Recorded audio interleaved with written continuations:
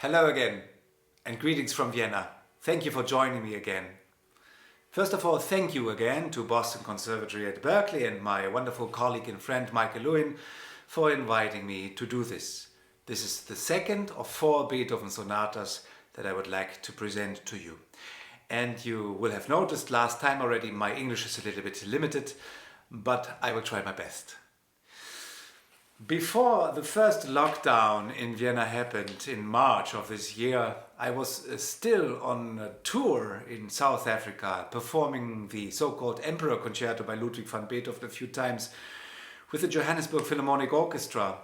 And that piano concerto was dedicated to Erzherzog Rudolf, who actually performed the first performance in Vienna. He was a friend of Ludwig van Beethoven, but also his student, and obviously he seems to have been a fine pianist. The last movement in E-flat major reminds me of the last movement of the sonata I'm going to present to you now.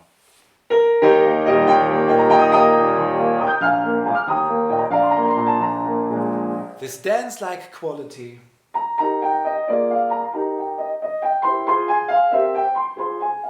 it's quite comparable. I always felt like this third movement of this sonata is a little bit like, almost like a piano concerto without orchestra. And this sonata is the so-called Les Adieux sonata, also dedicated to the Erzherzog Rudolf, the Archduke Rudolf. I will leave it up to the musicologist to decide on how important this connection of Erzherzog Rudolf and Beethoven was. Yes, it is clear that Beethoven must have seen him as a very good friend, and he dedicated quite a lot of compositions to Erzherzog Rudolf. And sure, it might have been that in 1809, when the Archduke had to leave Vienna because of a war with Napoleon and Napoleon taking over Vienna, he left Vienna, and maybe this triggered this idea in Beethoven to write a sonata like this, and with quite an interesting idea behind it. But again, I would like to focus more, instead of speculations, on feelings. And since this is kind of like a fireside chat, I would like to talk about the feelings that I have when I perform this, and maybe give some inspiration to piano students. Now, Les Adieux, this is not the title that Beethoven intended for this sonata. However, it is the only piano sonata where Beethoven actually wanted to have a title. He wanted to have the title Das Lebewohl, Abwesenheit, das Wiedersehen. So he always thought about the connection of the 3 movements. And when he received a fresh copy of the just published sonata, he wrote a furious letter to his publisher in Germany, Breitkopf and Härtel. And he wrote with a French title. Why, pray? Lebewohl is something completely different compared to Les Adieux. Lebewohl is said in a heartfelt, warm-hearted manner to one person, the other to a whole assembly, to entire towns. As a German, I would argue there is nothing that is felt more warmly towards a friend than saying Lebewohl to a friend. Of course, we have different ways to say goodbye. One of the formal ways, for example, would be Auf Wiedersehen. But Auf Wiedersehen, that includes the idea of seeing each other again. Lebewohl, you say to someone where you're not sure whether actually you will ever meet again and see each other again. I can only speak of a personal experience of saying goodbye to an old family friend that was very close to my heart, and she was 92 when I visited her for a last time, and everyone knew that she would not live for much longer. And just out of the moment, I looked her in her eyes and I said, Lebewohl. So this is so emotionally, this is so full of positive, warm-hearted emotion that it's not really topped by anything else that you can say. And for piano students, I think it is also important to realize that, yes, Beethoven writes, of course, here, Lebewohl at the beginning. And in German language, we use sometimes letters in different shapes, colors. So this word, Lebewohl, is written L-E-B-E-W-O-H-L. But the second syllable we pronounce differently. We would never say Lebewohl. We always swing back Lebewohl. And it's up to you whether you decide on saying Lebewohl or to say Lebewohl, but never on the second. So keep that in mind when you perform this, because when a German-speaking person is listening to you and you play ta-ta-dum, no one will approve, at least not the Germans. Now, I always leave it up to the moment and to the acoustics of the hall and the piano whether I decide on having more of an impact on the G, on the first note, or actually then swinging back. If it was like this, of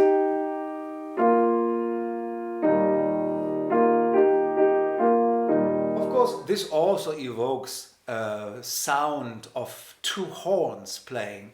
And you can actually find this often in classical style music, also in Haydn music. Mozart wrote a Serenade, das Posthorn.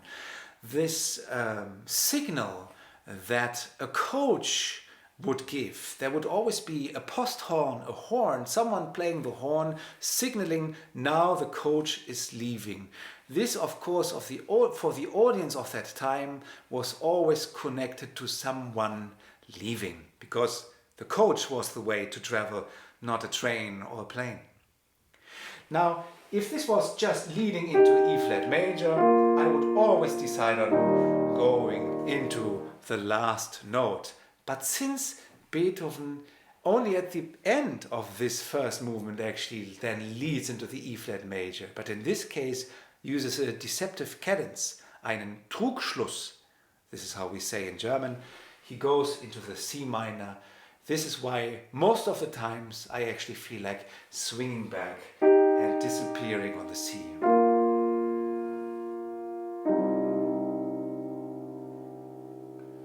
And then, of course, in the bass, this chromatic going down always means heaviness, really. So also feel the bass line there continuing. Of course, this is Adagio, should not be too slow because it still needs to be connected, and a lot of espressivo on every note.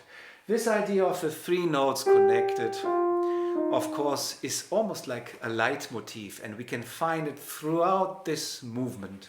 And at the end of this introduction, the Adagio, he ends in pianissimo like questions where or why. And then he starts alla breve allegro. And so often I hear young pianists, or colleagues for that matter, to really hit that A flat.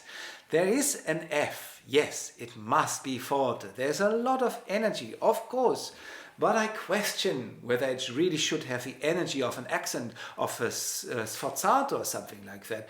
Maybe other pianists use different editions. Personally, I always prefer my Urtext by Händler. And I do see a forte, but I believe it is really meant for all these notes now that I now play after ending the introduction in pianissimo. And the first A flat for me is like, a German would say, ach, it's like a sigh. Ach, Lebewohl, Lebewohl, Lebewohl. And actually, personally, I always felt like it's not the A flat, but it's really then more the G, because the G octave on the right hand is where Beethoven writes something additional. He writes a tenuto. And when you feel from the G, then of course you have the same three notes from the beginning. So I would, yes, sit down on the A flat, but more like a sigh, almost painful, and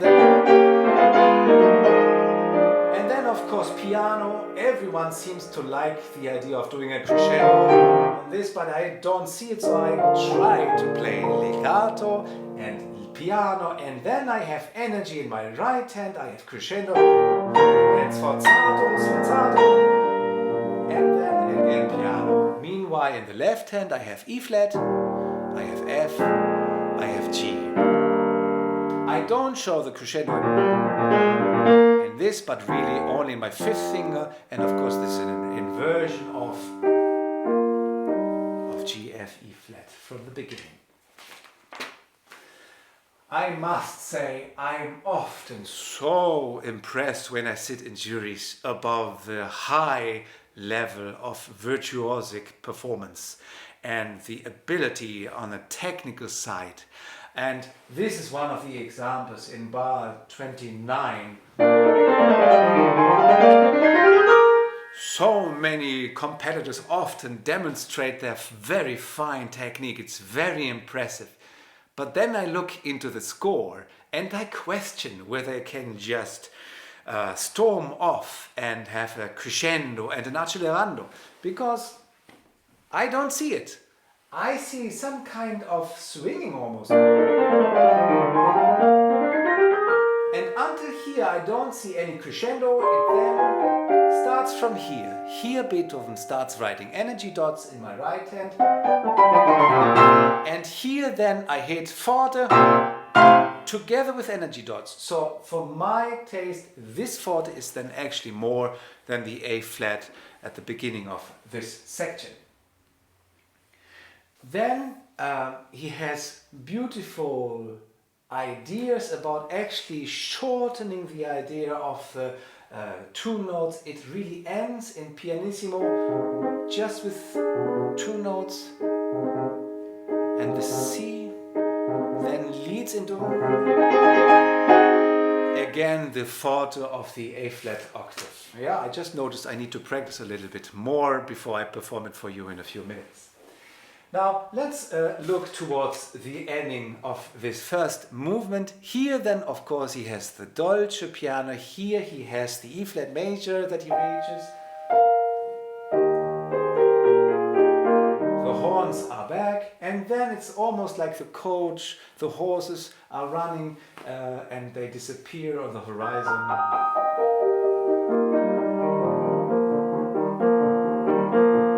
And here crescendo.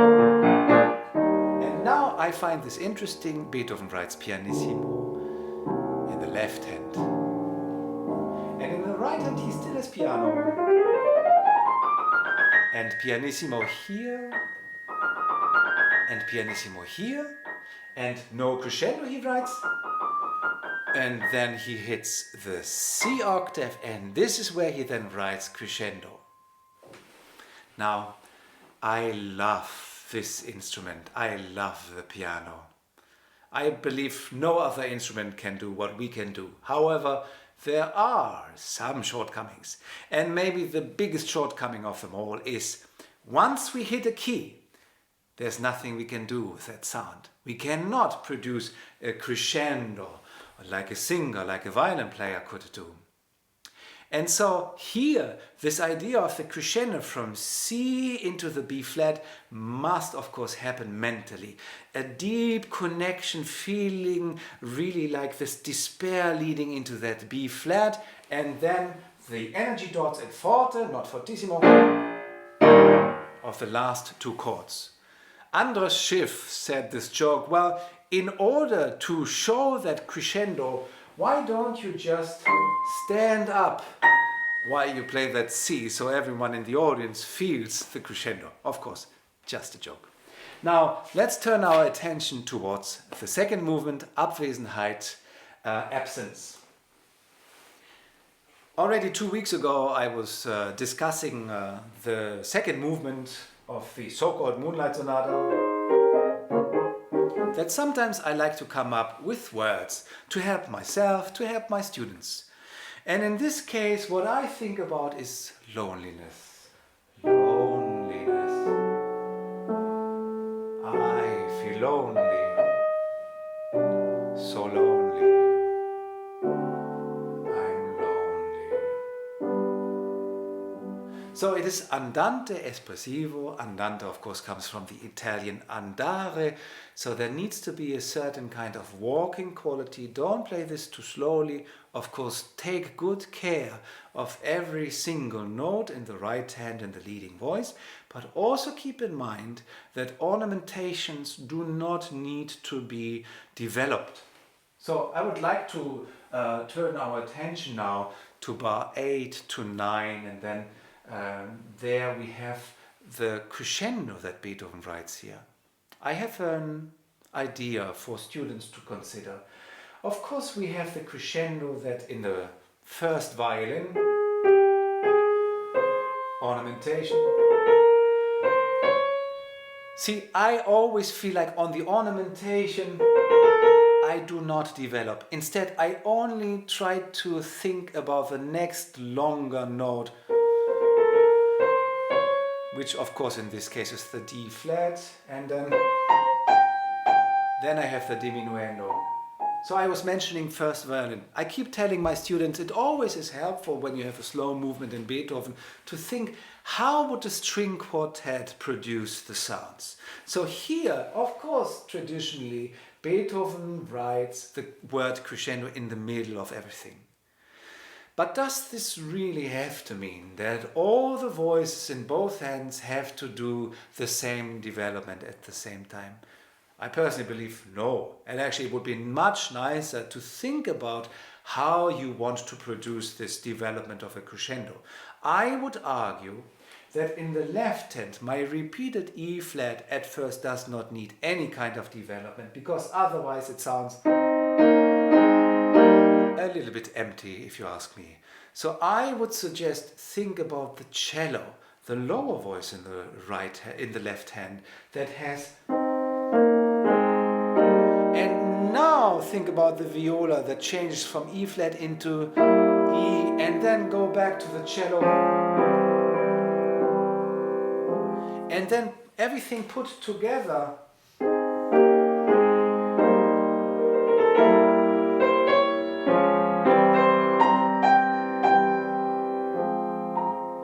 I believe can sound so much nicer than just having every voice do the same development at the same time.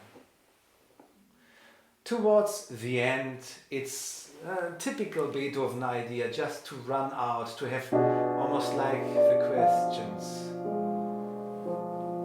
Where are you? And again we have pianissimo, a long paddling in there. It just disappears. I would highly suggest not doing a ritardando, because of course this is the Viennese tradition. We tend not to exaggerate effects when a composer doesn't actually write a ritardando in this case. Of course it disappears, it can slow down a little bit, but not just dying at the end. And then of course, as a surprise, we have then das Wiedersehen. At the beginning I was talking about wanting to share with you some personal insights about what I feel when I sit down to play this sonata. And you know, das Wiedersehen, the joy to see someone again, I always have to think about my brother when I play this third movement. And that's because many years ago, when both of us were much younger, I'm 8 years older than my brother. At that time he was about 12 or 13, and he was going to school in Great Britain, at Eton College actually. And I was still in Hanover, where I grew up, in Germany. And so we decided we have to meet again after quite a long time.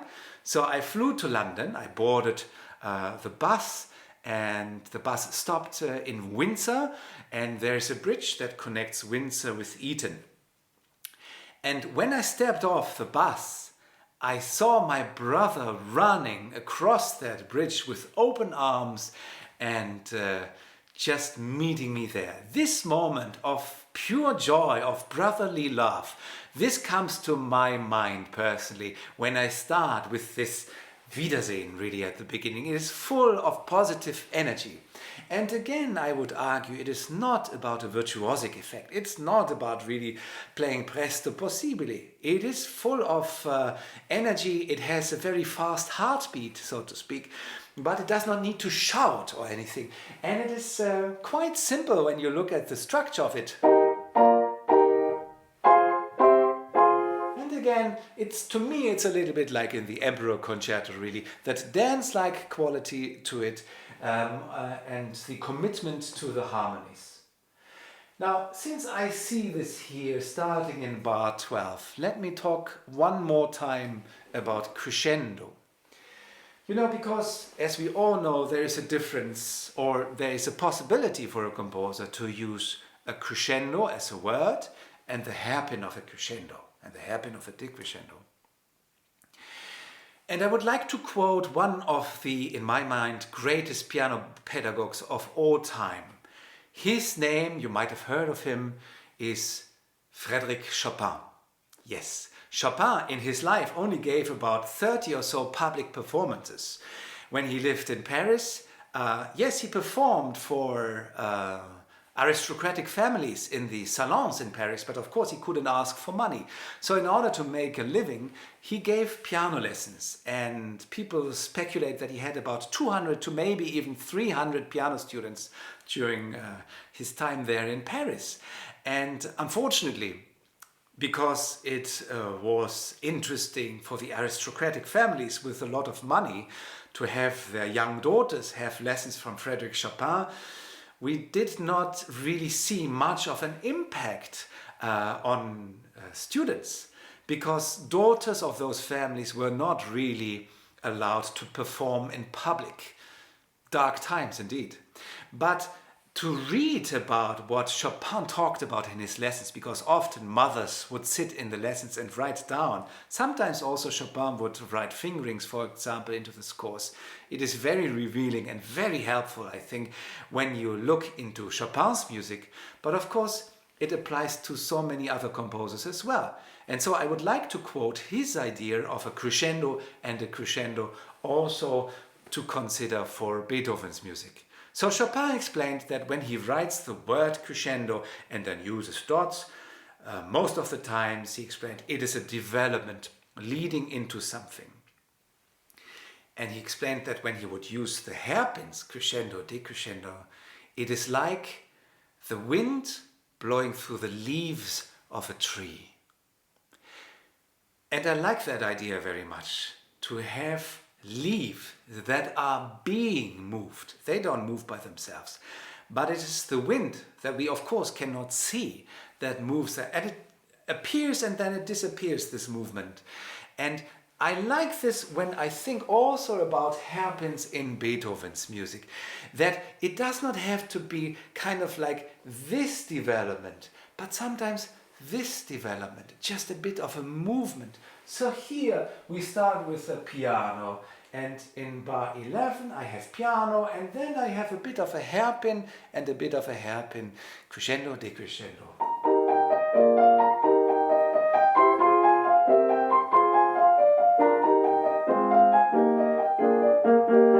And now the other voice sets in, and there he writes the word crescendo with dots leading from piano into forte. That's something to consider. Personally, I actually use the hairpin crescendo in this case only for my lower voice in my left hand. That's enough to really show the difference in harmonies. Yes, and of course then it goes from forte, sforzati, into fortissimo, the E flat major. It's really... But this fortissimo here in bar 29, I don't take quite as literal like the last fortissimo at the end of this movement. I just feel like really at the end I really want to give everything, so I keep this a little bit under control, this fortissimo here. Let me quickly touch on something in bar 37 following. So here we have 4 bars, fortissimo, energy dots on every note, at least for the first few notes, and then he writes sforzato, sforzato, sforzato, sforzato, sforzato, sforzato, sforzato. Then the next bar again, fortissimo, again energy dots, at least at the first 3 notes, but no sforzati. I never really hear that difference when I listen to recordings or other pianists perform this. However, I have a certain approach to this which I just would like to touch on. At the beginning, where he writes the sforzati on every note, I feel I go from the air and I hit the key also with the weight of my arm. So there's more of an attack to it. In the bars where I don't see the sforzati, I feel like I also have an energy, but I actually take the sound away. So I don't hit, instead I take the sound away. And it sounds differently.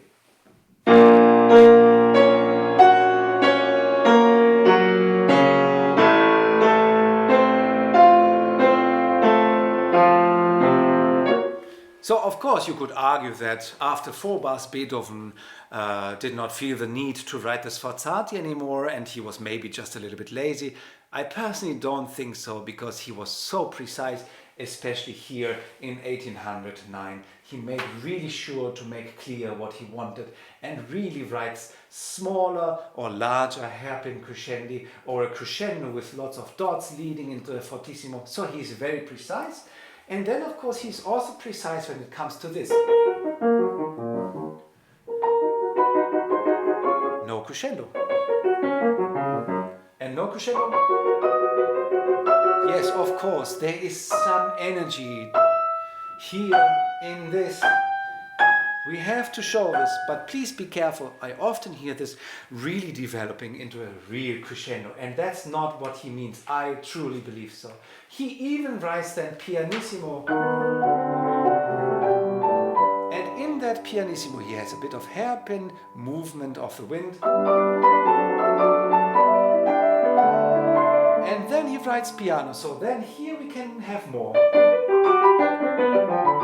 So playful, so beautiful how he does it. And then again leading into fortissimo like we just discussed. And then at the end he has one last time the fortissimo.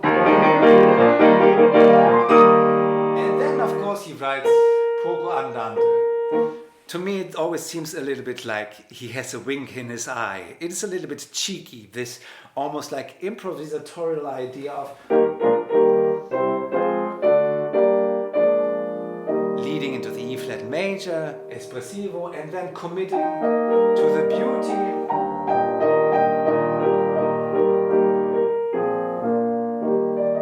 No crescendo here, it's just a variation. And then we have pianissimo, poco ritardando, not a strong ritardando, and then tempo primo. And what I find interesting is he writes forte, not fortissimo. To be completely honest, I tend to play this tempo primo always a little bit too fast and maybe also a little bit too loud. It's just that I feel this joy of really arriving finally at the end of this beautiful sonata. Let's see what happens now. I will now perform for you the sonata Das Lebewohl from Bösendorfer Stadtsalon. Big thanks to Vladimir Bulzan, who set everything up already. Today I will perform on a new special edition of the Bösendorfer. Let's see how it sounds like. Thanks again for listening.